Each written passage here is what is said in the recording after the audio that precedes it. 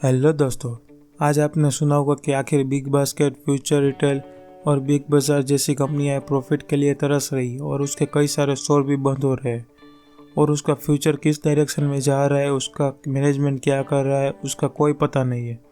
और दूसरी तरफ है डी मार्ट, जो इन लोगों से सबसे सस्ता माल दे रहा है और सबसे ज़्यादा प्रॉफिट भी कर रहा है। ऐसा वो क्यों कर पा रहा है? आपने कई बार सोचा होगा कि आखिर ऐसा कैसे हो सकता है।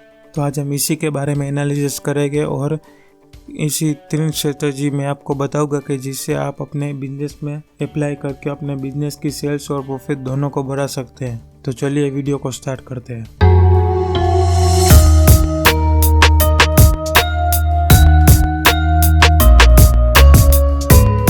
अगर हम डीमार्ट के बेसिक से शुरू करें तो डीमार्ट के प्रमोटर आज राधा कृष्ण दामानी है और वह एक वैल्यू इन्वेस्टर भी है। जब डीमार्ट की शुरुआत करने के बारे में उन्होंने सोचा था तब उन्होंने इसकी शुरुआत ऐसे ही नहीं कर दी थी, बल्कि उन्हें पहले इस बिजनेस को समझना था कि आखिर ये बिजनेस होता कैसे है। इसलिए वह कई बार यूएस जाते और वहाँ पे वॉलमार्ट के स्टोर पे जाके सिर्फ कंज्यूमर के बिहेवियर को देखने के लिए वो वहाँ पे खड़े रहते और देखते कि आखिर कौन से कस्टमर क्या चीज़ कर रहा है और उसका बिहेवियर कैसा है। वहाँ पे उन्होंने घंटों बिताए और उन्होंने समझा कि आखिर कस्टमर बिहेवियर कैसे होता है और वह सैम वॉल्टन से बहुत ज़्यादा इंस्पायर था। इसलिए आप उसके नाम में भी देख सकते हैं। यहाँ पे आप देख सकते हैं कि वॉलमार्ट और डीमार्ट, इसमें सिर्फ इतना ही फ़र्क है। फिर वह वहाँ से इंडिया आ गए और यहाँ पे एक रिटेल की चेन थी, उसकी फ्रेंचाइजी ली और थोड़े समय कर उसे ऑपरेट की। और जब आखिर में उन्हें यह सब सारा बिजनेस समझ में आ गया तब उन्होंने डीमार्ट की शुरुआत की। जब उन्हें यह से समझ में आ गया तब 15 मई 2002 को मुंबई के पवई में डीमार्ट का पहला स्टोर ओपन हुआ। अब हम डीमार्ट की 3 स्ट्रेटजी के बारे में बात करने वाले, जिससे वह अपने पैसे बचा के कस्टमर को इतना सस्ता माल दे पा रहा है। तो सबसे पहली स्ट्रेटजी होती है कॉस्ट इफेक्टिव सिस्टम, यानी कि डीमार्ट कहाँ से अपना पैसा बचाती है और कैसे बचाती है। इसे समझने से पहले हमें यह जानना होगा कि आखिर बिजनेस में किस किस तरह के खर्चे होते हैं, जिससे देखकर हमें अंदाज़ा लगेगा कि डीमार्ट इसे कैसे फुलफ़िल करता है। आप सभी को मैं ये पूरा कॉन्सेप्ट एक एग्जाम्पल से समझाऊंगा, जिससे आपको ज़्यादा समझ में आएगा। अगर मैं एक फ़ोन की शॉप ओपन करना चाहता हूँ तो मुझे सबसे पहले एक लैन की ज़रूरत होगी जहाँ पे मैं अपनी शॉप ओपन कर सकूँ, क्योंकि यहाँ पे ऑनलाइन की कुछ बातें नहीं हो रही है, यहाँ पे सिर्फ ऑफलाइन की बात हो रही है। इसलिए मुझे कुछ भी जगह लेनी होगी, या मैं उसे बाई करूँ या रेंट करूँ, जो भी हो, लेकिन मुझे एक लैंड चाहिए होगी। और यहाँ पे एक लोकेशन बहुत ज़्यादा इम्पोर्टेंट पार्ट्स होगा, क्योंकि जिस एरिया में मैं अपनी शॉप ओपन करना चाहता हूँ वहाँ पे अगर ज़्यादा रिच लोग हो गए तो वहाँ पे रेंट भी ज़्यादा होगा और बाइंग का प्राइस भी ज़्यादा होगा। ये पहला एक्सपेंस होता है बिजनेस में। दूसरा होता है कंस्ट्रक्शन कॉस्ट। अगर मैं किसी भी लैंड को बाई कर लेता हूँ और वहाँ पे मैं अगर कंस्ट्रक्शन करता हूँ तो एक टाइप का मेरा इन्वेस्टमेंट ही हो जाएगा। लेकिन अगर वो एक रेंट पे ली हुई लैंड है और वहाँ पे मैं कंस्ट्रक्शन करता हूँ तो मेरे पैसे गए समझो। ये दूसरा एक्सपेंस हो गया। तीसरा होता है इंटीरियर और डेकोरेशन का खर्चा।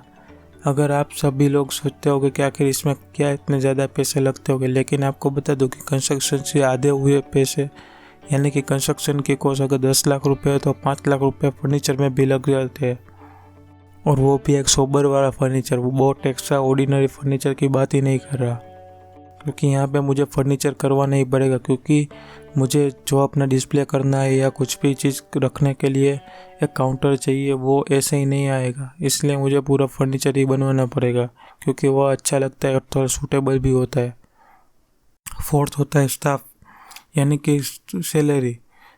अगर हम ऐसे देखें तो इसमें जितना ज़्यादा स्टाफ होगा उतनी सैलरी ज़्यादा होगी और उतना खर्चा ज़्यादा होगा, लेकिन कस्टमर के कन्वीनियंस के लिए हमें यह करना ही पड़ेगा। अगर सब काम मैं ही करने बैठ जाऊँगा तो मैं कौन सा काम कब करूँगा, क्योंकि मेरे पास इतना टाइम ही नहीं बचेगा कि मैं यह सब कर सकूँ। पांचवा होता है गुड ट्रांसपोर्टेशन। अगर मैं किसी भी जगह से माल लूँगा और वो उसका एरिया 100 किलोमीटर से आसपास होगा तो मुझे तो ट्रांसपोर्टेशन कॉस्ट कम लगेगा, क्योंकि अगर वो 1000 या 2000 किलोमीटर से ज़्यादा से माल आता है तो उसके ऊपर ट्रांसपोर्टेशन भी उतना ही ज़्यादा लगता है। और अगर कंपनी वाले उसे फ्री में देते हैं, यानी कि फ्री डिलीवरी देते, तो उसमें कोई दिक्कत वाली बात नहीं है। लेकिन ऐसा हर जगह पे नहीं होता, होलसेल में तो ऐसा कभी नहीं होता। और छठा होता है किसी का नाम यूज़ करना, यानी कि अगर मैं किसी भी जाने माने कंपनी की या जाने माने दुकान की अगर मैं उसका नाम लूँगा और उसकी फ्रेंचाइजी लूँगा तो मुझे उससे रॉयल्टी इनकम भी, यानी कि उनके लिए इनकम होगी लेकिन मेरे लिए वो खर्चा होगा और रॉयल्टी फ़ी भी देनी पड़ेगी। और अगर आपको कुछ लगता हो कि कुछ रह गया तो आप कमेंट ज़रूर करना, लेकिन टैक्स का कमेंट मत करना क्योंकि टैक्स प्रॉफिट के बाद लगता है, अभी प्रॉफिट की बात ही नहीं हुई है। अब हम डीमार्ट से डायरेक्ट कंपैरिजन करते हैं कि डीमार्ट आखिर इतना माल कैसे सस्ते में दे रहा है। अगर हम डीमार्ट से डायरेक्ट कंपैरिजन करें तो डीमार्ट की 90 to 95% ओनरशिप की लैंड होती है, उनकी कॉस्ट नीचे आती है। जैसा कि हमने पहले के पॉइंट में देखा कि कंस्ट्रक्शन की कॉस्ट अगर हम लैंड ओन करते हैं तो हमारे लिए वो इन्वेस्टमेंट हो जाती है, इसीलिए इसी केस में ऐसा ही होता है क्योंकि डीमार्ट की जो सारे स्टोर होते हैं वो एक बार ही खड़े करने पड़ते हैं, उसके बाद वो स्टोर लाइफ टाइम के लिए चलता है। अगर डीमार्ट वहाँ पे लैंड नहीं खरीद पा रहा है तो वह 25 से 30 साल के लिए उस जगह को रेंट पे लेगा। इसकी वजह से भी उसका जो कंस्ट्रक्शन या कोई भी और कॉस्ट होती है वो एक तरह से इन्वेस्टमेंट ही हो जाती है और फ्यूचर के लिए कुछ ज़्यादा और दिक्कत भी नहीं देती।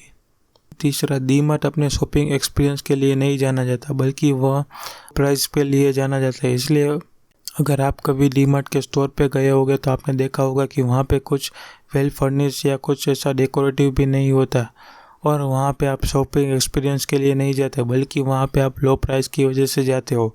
इसलिए डीमार्ट वहाँ पे भी कुछ ज़्यादा खर्चा नहीं करता और इसमें भी उनकी कॉस्ट बच जाती है। चौथा, जो स्टाफ और सैलरी है, जैसा कि हमने आगे के पॉइंट में देखा कि वहाँ पे कुछ डेकोरेशन या ऐसी कोई चीज़ नहीं होती, इसलिए उसे मेंटेन करने के लिए स्टाफ भी कम चाहिए होता है। वहाँ पे आपकी मदद के लिए कोई भी आदमी नहीं होगा, आपको जो चाहिए होगा वो अपने हाथ से लेके आप चले जाओ। डीमार्ट में ऐसा कल्चर होता है, इसकी वजह से भी वहाँ पे स्टाफ मेंबर कम चाहिए होते हैं। अगर हम पांचवा पॉइंट देखें तो गुड ट्रांसपोर्टेशन, अगर हम किसी भी चीज़ को बल्क या वॉल्यूम में बाई करते हैं तो हमें माल का ट्रांसपोर्टेशन कम लगता है क्योंकि वो बल्क क्वांटिटी में होता है तो वो डिवाइड हो जाता है। अगर आपको नहीं समझ में आ रहा है तो मैं एग्जांपल लेके समझाता हूँ। अगर मैंने 10 गेहूँ की बोरी ली है और वह कंटेनर वाला मेरे घर पे ये गेहूँ की बोरी रखने के लिए 1000 रुपये मांग रहा है और पर बैग मैंने 1000 रुपये की गेहूँ की बोरी खरीदी है तो उसका एक्चुअल कॉस्ट मुझे 1100 रुपये आएगा। बल्कि मैंने अगर 10 की जगह 100 गेहूँ की बोरी खरीदी होती तो मुझे उसकी कॉस्ट सिर्फ, यानी कि मुझे ट्रांसपोर्टेशन कॉस्ट सिर्फ 10 रुपये लगती। इसकी वजह से भी हमें एक्सपेंस में थोड़ा रेशियो कम दिखाई देता है। और डीमार्ट अपना इनाम यूज़ करता है, वो किसी के अंडर बैनर में काम नहीं करता और बल्कि यहाँ पे मैन्युफैक्चरर सामने से आके उसके प्रोडक्ट को प्रमोट करना चाहते हैं, इसलिए यहाँ भी डीमार्ट का पैसा बच जाता है। अगर आपको छोटी छोटी डिटेल में ऐसा लग रहा है कि इसमें क्या ज़्यादा असर दिखाई देगा, लेकिन यह जब बल्क क्वांटिटी होती है तो इसमें बहुत ज़्यादा असर दिखाई देता है। Low selling price but high profit. एक बार क्या हुआ कि मैं अपनी मम्मी के साथ डीमार्ट गया था तो मेरे मम्मी, जो हम बोल सकते हैं कि वो नॉन फाइनेंशियल बैकग्राउंड से और उन्हें इतनी सारी स्ट्रेटजी समझ में नहीं आती, तो वो मुझे कह रही थी कि ये डीमार्ट वाले इतने सस्ते में माल दे क्यों पा रहे हैं, देखना एक दिन ये कंपनी उठ जाएगी क्योंकि हमारा जनरल स्टोर वाला चीज़ के 50 रुपये ले रहा है और ये सिर्फ 40 रुपये में दे रहे हैं। और अभी भी कई सारे लोगों को लगता होगा कि ये लॉस करके ये अपना, और अभी कई सारे ये मेरे मम्मी की प्रॉब्लम नहीं है, लेकिन मुझे पता है कि कई सारे लोग हो गए जो इस चीज़ में ऐसा मानते हो कि डीमार्ट लॉस करके अपना स्टोर चला रहा है, बल्कि जो इस बैकग्राउंड से नहीं है उसमें से कई सारे लोगों को लगता होगा कि लेकिन रियलिटी कुछ और है। डीमार्ट सबसे ज़्यादा प्रॉफिट भी करता है और किसी भी दूसरी चेन से ज़्यादा बिक्री भी करता है। तो चलिए इसी भी समझ लेते हैं। सबसे पहला है स्लॉटिंग फ़ी। डीमार्ट अपने स्टोर पर किसी भी चीज़ को रखने के लिए एक बहुत मोटी रकम चार्ज करता है जिसे स्लॉटिंग फ़ी कहते हैं। यह कुछ रकम मामूली नहीं होती बल्कि बहुत बड़ी रकम होती है। जब आपने डीमार्ट के स्टोर पर किसी भी चीज़ को बेचने के लिए आप अपना प्रोडक्ट रखते हो तो उसके लिए उसे आपको भी कुछ अमाउंट देना पड़ेगा। इसकी वजह से उन्हें कॉस्ट कम आती है और इसकी वजह से वो अपने प्रोडक्ट को डिस्काउंट में बेच सकता है। तो आप में से कई लोग होंगे जो कहेंगे कि आखिर डीमार्ट को माल बेचना ही क्यों है, क्यों ना हम जनरल स्टोर वालों को ही अपना माल दे और उन्हें कहे कि आप मेरा प्रोडक्ट सेल करो। क्यों आया ना ऐसा सवाल? आप थोड़ी देर रुकिए, मैं इसका आंसर आगे देता हूँ। उसके बाद आता है नेक्स्ट, कैश डिस्काउंट। अगर आप किसी भी फील्ड के बिजनेस में हो तो आपको पता होगा कि अगर आप सेलर को टाइम से या टाइम से पहले पेमेंट देते हो तो वो आपको एक कैश डिस्काउंट देगा। और डिमांड जिन सप्लायर या मैन्युफैक्चरर से माल लेता है उसे वह 5 या 7 दिन में पूरा पेमेंट कर देता है। इसकी वजह से उसे कैश डिस्काउंट भी मिलता है। और दूसरी तरफ बिग बास्केट और बिग बाज़ार जैसे कई सारे जो बड़े ब्रांड होते हैं वो 3-3, 4-4 महीने तक अपना पूरा पेमेंट भी नहीं करते और इसकी वजह से उन्हें कैश डिस्काउंट मिलता है और वह कस्टमर को फॉरवर्ड कर देते हैं। और तीसरा होता है वॉल्यूम डिस्काउंट। अगर हम किसी भी कंपनी का माल या सर्विस बल्क में बाय करते हैं तो हमें वह एक वॉल्यूम डिस्काउंट देता है। एक तरह से सर्टेन अमाउंट के बाद वह ट्रांजैक्शन किया जाता है। अगर करके ज़रूर बताना। और डीमार्ट के पास एक अच्छा खासा लोकेशन बेस्ड अपना पूरा नेटवर्क है। इसकी वजह से वह वहाँ पे रीजनल गुड भी रखता है।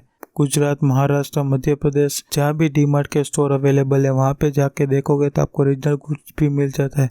इसकी वजह से आपको आसपास की लोकल दुकानों पर जाने का मौका ही नहीं मिलता। इसलिए कस्टमर को पूरा समझकर डीमार्ट ने यह पूरा प्लान बनाया कि आखिर ये कैसे स्ट्रेटेजी काम करेगी। अब हम इस वीडियो को समराइज कर लेते हैं कि हमारे बिजनेस में इसे कैसे इम्प्लीमेंट करना है। सबसे पहले हमारा कॉस्ट इफेक्टिव सिस्टम, जिसमें हम हो सके उतना अपना खर्चा कम करके अपने प्रॉफिट बढ़ाने की कोशिश कर सकते हैं। दूसरा है लो प्राइस स्ट्रेटजी, यानी कि अगर हम अपना प्राइस कम से कम रखें लेकिन अपना सेलिंग या टर्नओवर ज़्यादा कर दे तो हमें कुछ ज़्यादा असर नहीं होगा।